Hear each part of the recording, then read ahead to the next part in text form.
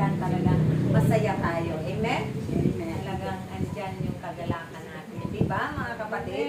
Nagagalak ba tayo? Sobra. Sobra ating kagalakan pag tayo nasa piling. Sabi ni Mami, sobra ang kagalakan ni Mami. Kaya nga sabi ni Mami, isa man o tatlo Ito nakarami o na. apat na nagkakatipon, okay lang yan. Ang mahalaga, tuloy ang gawain. Amen? Dahil ito yung ating mga tungkulin at pananagutan kay Amang Yahweh. Tunay na tayo nangako sa Kanya, hindi kay Mami. Amen? Amen.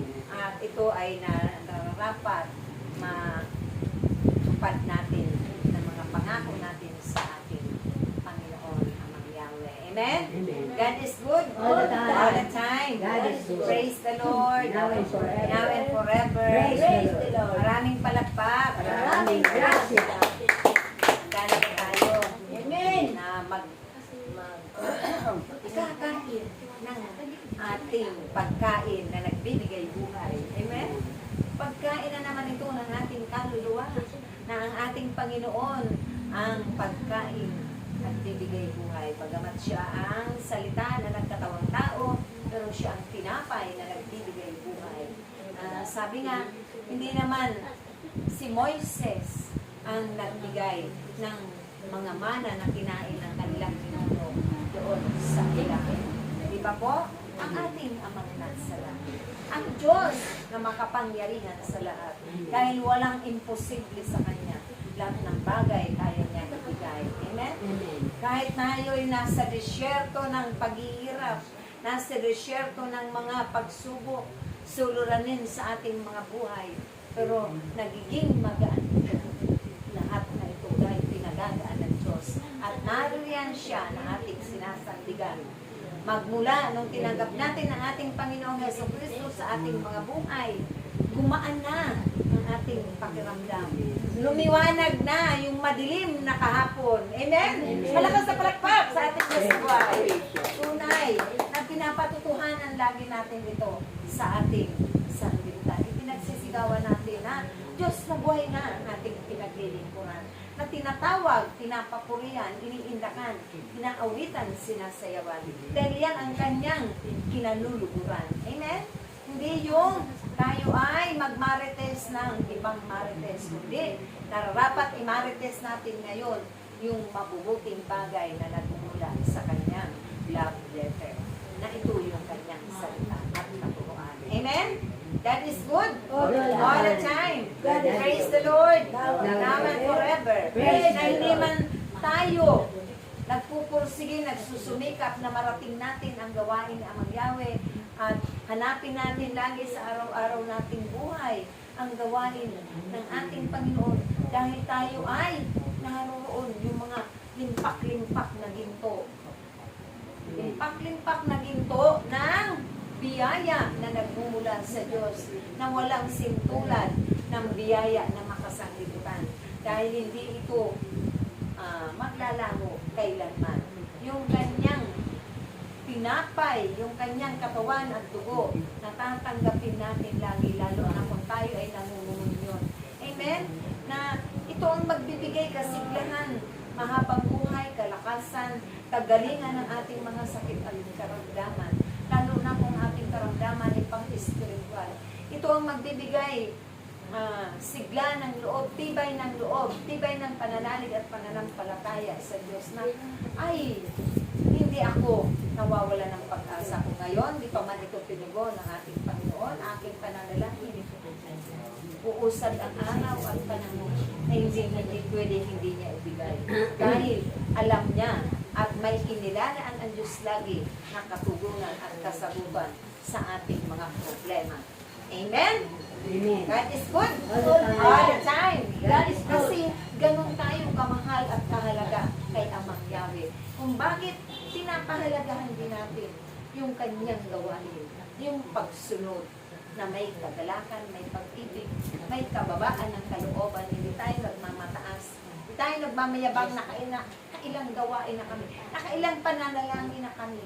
Pagkos ito ay sinusunod natin ayon sa kalooban ng Diyos. ba po mga kapatid? Amen. Ginagawa natin ito dahil sa pagpapahalaga din natin sa ating Panginoon. Sa pag-ibig natin sa ating mga kapwa. Nakaawa-awa din.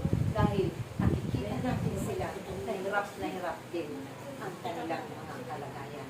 Ibig din natin na gumaan din ang kanilang mga pasanin sa buhay sa araw-araw na pamumuhay. Amen? God is good. All the time. Na yung tinapay na yan na ating kinakain spiritually, hindi na tayo muling makukuhay pa. Dahil palagi natin pinagbinilayan, pinag-aaralan, binabasa ang kanyang love letter, lagi natin pinananabikan, kahit araw-araw na tayo nasa gawain, lagi natin pinapakinggan ang mga humilya ng mga pari, ng mga iba't ibang mga evangelist na nagpapahayag ng mabuting balita. Dahil ito'y karagdagan, kalakasan, isang gamot o medisinang karagdagan na maggagamot ng ating kaukawan sa ating mga buhay. Amen? At ito ay hindi na tayo muling mauuhaw dahil lagi natin kinahain yung tinapay na yan na nagbibigay pag-asa, nagbibigay o nagtuturo ng tamang daan para marating natin doon sa dulo ang buhay na walang hanggan. Ano mang kahaba ng ating paglalakbay, basta tayo ay pinangunahan lagi ng Holy Spirit ng ating Ama, ng ating anak, ng ating mahal na ina, tinutulungan tayo, pinapanalangin tayo, ay ano pa ba ang natin natin? Kompleto, Ricardo's na. Nandito na lahat. Ibinigay na ni Amang Yahweh, ibinuhos niya ang mga biyaya niya. Sumaati na ang 9 gifts of the Holy Spirit. Kaya, napakasaya ng kumuner na gano'n, na mayaman tayo sa lahat ng kapangyarihan ng Diyos. Amen. Ito ang tunay na kayamanan na ating hinahanap noon. Na parang uhaw tayo, kulang tayo, hindi tayo makontento sa ating mga buhay. Ito ang kapunuan ng ating mga buhay. Ito ang kakontentuhan natin sa ating mga buhay. Kontento na tayo kahit ganun lang ang ating buhay araw-araw. Masaya na tayo. May kapayapaan kahit papaano. Hindi naman nawawala yon na sisingit ang bad spirit. Dahil pagsubok yun.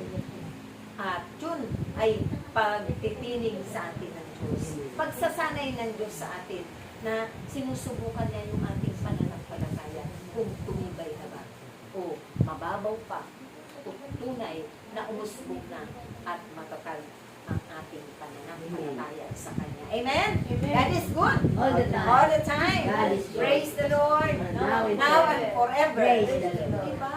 Hindi na tayo uhaw sa mga bagay. Hindi na tayo kahit saan sala tayo sa kaperahan.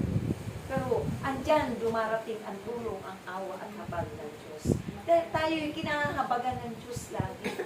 Tayo'y iniibig ng Diyos. Walang pagbabago yung kanyang pag-ibig, pagpapahalaga sa atin. Nawa ito rin ang ating tutularan. Pagsumikapan na maisakamuhay natin dito.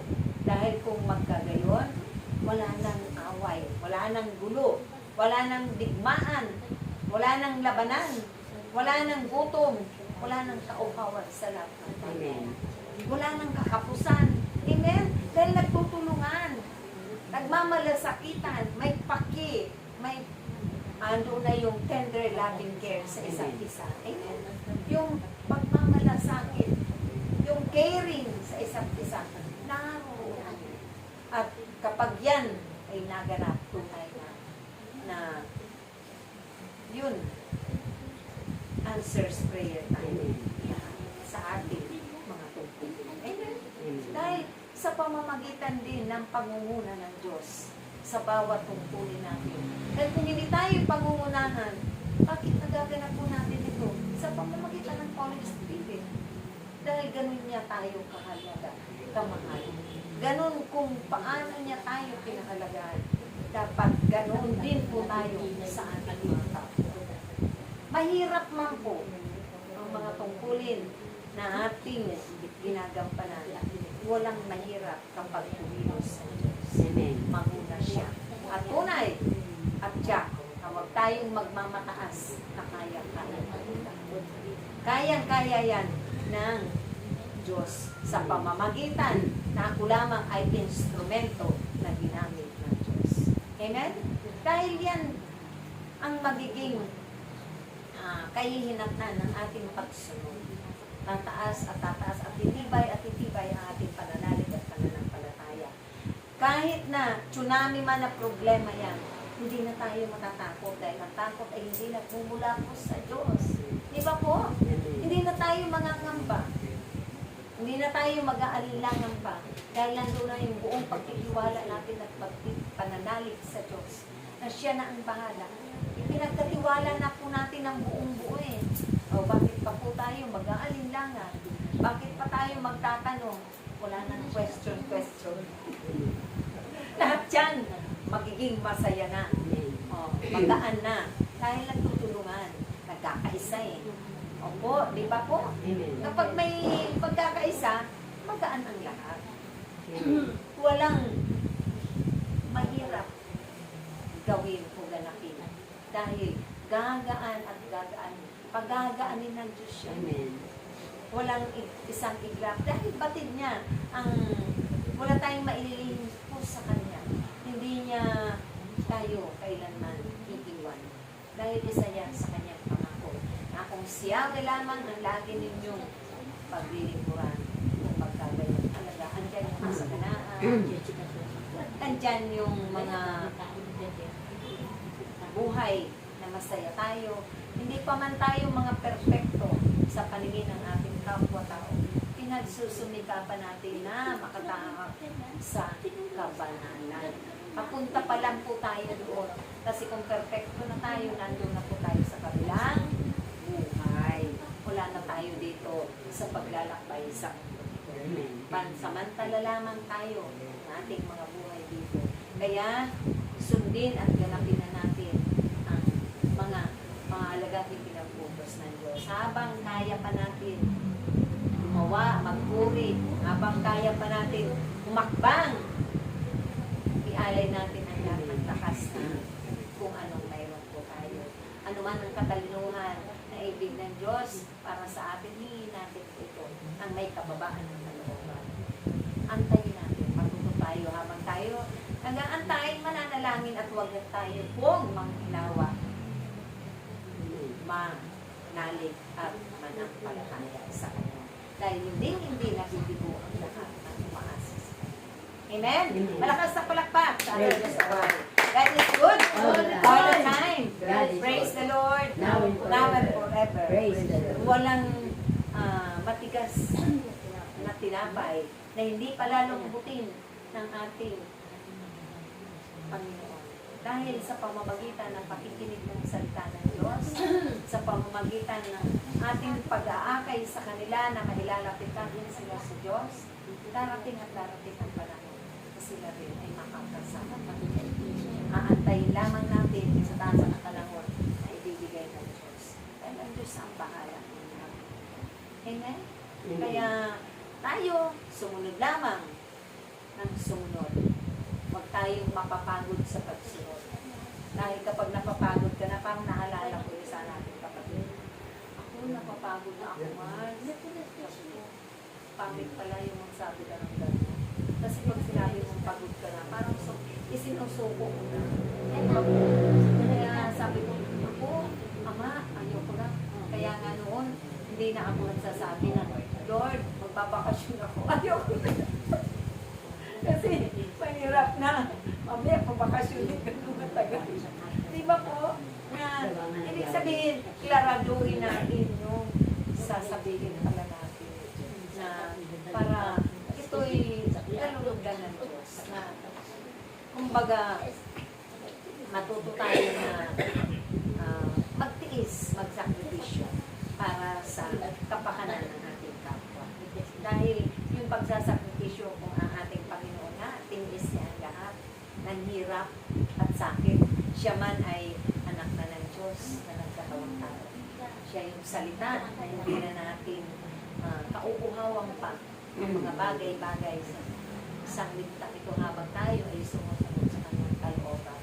Pero tunay nga, nagsabi nga, para ang hangarin natin, mabuhay din tayo pagdating ng ating Panginoon sa takdang panahon, sa second coming natin.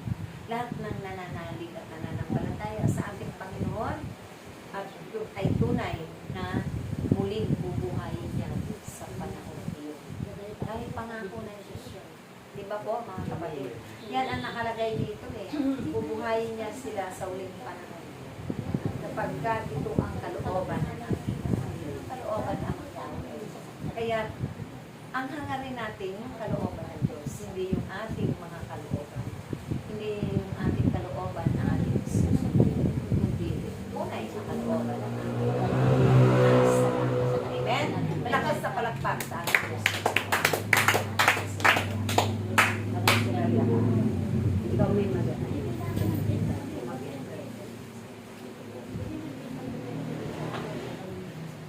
Hallelujah, hallelujah, Kaya't kayong lahat hallelujah, hallelujah, na mga nahihirapan sa hallelujah, ito'y tunay na bibiyayaan ng Diyos. hallelujah, hallelujah, Magagaanin dahil kailanman walang sino man na nilikha siya na ibig niyang mahirapan, na ibig niyang mapangamot, kundi ang maligtas at maparoon sa kanya. Kaya't kayong lahat na narito na nauunawaan na ninyo ang mga bagay na mabuti, mga bagay na masasama. Mas pahalagahan ninyo mga bagay na mabubuti at bigyan oras at panahon ang inyong pag-aalay ng inyong mga sarili sa Diyos na makapangyarihan sa lahat. Dahil hindi kayo mabibigo sa inyong mga kalagay at kailanman mararating ninyo hindi lamang ang buhay na walang tingnan, kundi ang kanyang kaharian na naroon ang inyong mga silid na inihanda ng kanyang mundo na upang ito ang inyong itirhan habang at doon kayo ay patuloy na magpupuri kasama ang mga santos at mga banal, ang mga angeles at ang inyong mga kapatid na naroon hanggang sa buhay. Praise you. Amen. Amen. Maraming salamat po. Boy Boy Banjos. Amen. Narito pa siya. Amen. Amen. Yun na lamang ang pag-asa natin na kung tayo ay susunod lagi gaganap sa ating mga pagkulit. Hindi lamang yung biyayang nandito tayo na nabubuhay at naglalakbay sa mundo ang ating makakamtan. Sampu ng ating mga sahid lang. Kundi ito yung pag-iipok natin ang kayamanan doon sa kalangitan. Na doon wala na tayong kung problema. Iba po? Lahat ay pagpupuri na lamang sa Diyos. At wala na tayong iintindi pang kung ano-ano. Kundi ang patuloy lamang tayong aawit, pagpupuri ng walang humpay hanggang sa walang. So yun lamang po. Praise the Lord. Ako kami. Ayun, dadako naman tayo sa pangalawang